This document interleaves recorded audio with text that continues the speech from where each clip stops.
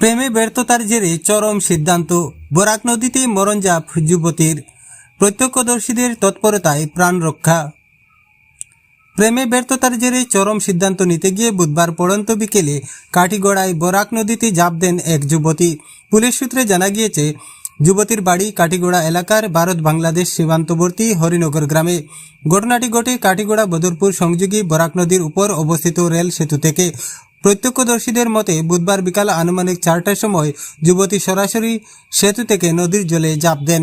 বিষয়টি স্থানীয় মানুষের নজরে আসতেই দ্রুত উদ্ধার কাজ শুরু হয় এবং সাহসিকতার সঙ্গে নদীর জল থেকেই যুবতীকে জীবিত অবস্থায় উদ্ধার করা সম্ভব হয়।